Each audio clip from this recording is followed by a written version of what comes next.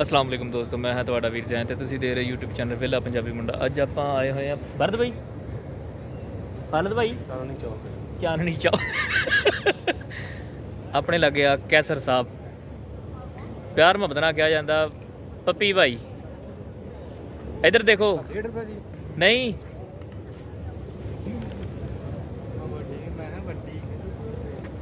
ਤੇ ਬਾਕੀ ਦੇਖਦੇ ਆ। ਦੇਖੋ ਸਮੁੰਦਰ ਵਿੱਚ ਅਬਰਾ ਕਹਿੰਦੇ ਜੀ ਇਹਨੂੰ। ਤੇ ਇੱਧਰ ਆਬ ਸਾਹਿਬ ਆ ਗਏ। ਜਨਾਬ ਸਾਹਿਬ ਜਿੰਨੇ ਵੀ ਕੋਈ ਵਿਊ ਦੇਖਣਾ ਹੋਵੇ ਤਾਂ ਇੱਥੇ ਆਇਆ ਕਰੋ ਜਨਾਬ ਸਾਹਿਬ। ਵਧੀਆ ਮਾਹੌਲ ਜਨਾਬ ਸਾਹਿਬ, ਬੰਬੀ ਬੰਬਾ ਹਰ ਪਾਸੇ ਜਨਾਬ ਸਾਹਿਬ। ਇਹ ਸਮਝ ਲਓ ਕਿ ਜਨਾਬ ਸਾਹਿਬ ਦੁਬਈ ਦਾ ਨਾ ਡਾਊਨ ਟਾਊਨ ਆ। ਕਿਉਂ ਖਾਲਾ ਦੇ ਦਈਆਂ? ਬਿਲਕੁਲ ਸਹੀ ਕਹਿ इधर देख। हाँ जी, मुश्क आना डाउन टाउन जो होया। ਤੇ ਜਿਹੜੇ ਮੇਰੇ ਦੋਸਤ ਸਾਡੇ ਚੈਨਲ ਤੇ ਨਵੇਂ ਆ, ਸਾਡੇ ਚੈਨਲ ਨੂੰ ਸਬਸਕ੍ਰਾਈਬ ਕਰੋ, ਸਾਡੀ ਵੀਡੀਓ ਨੂੰ ਲਾਈਕ ਕਰੋ, ਸ਼ੇਅਰ ਕਰੋ, ਜੁੜੇ ਰਹੋ ਸਾਡੇ ਨਾਲ। ਤੇ ਤੁਹਾਨੂੰ ਇਦਾਂ ਹੀ ਦਿਖਾਉਂਦੇ ਰਵਾਂਗੇ ਸੋਹਣੇ ਸੋਹਣੇ ਲੋਕ, ਸੋਹਣੀ ਸੋਹਣੀ ਦੁਨੀਆ।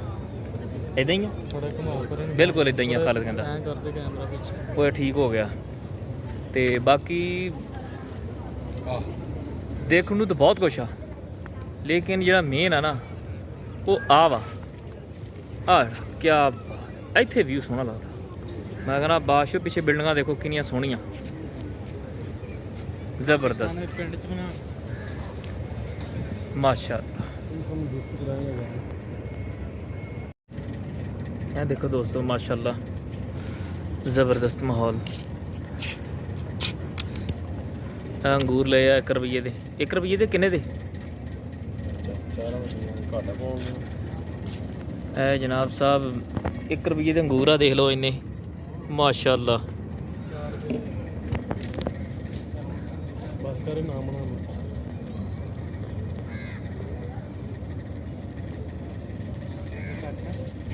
ਨਹੀਂ ਤੂੰ ਉਹ ਤੋਂ ਵੱਧ ਦੇ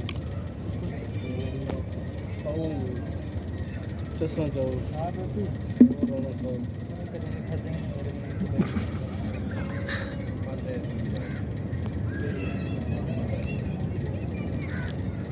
ਮਿੱਠੇ ਜੋੜ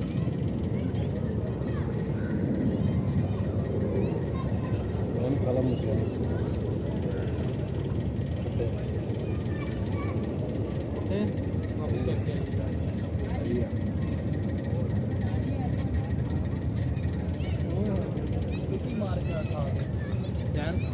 ਮੁੰਡਾ ਸੀ ਮਾਨਾ ਇੱਕ ਸਾਨੂੰ ਰਹਿੰਦਾ ਸੀ ਕਾੜੇ ਦਾ।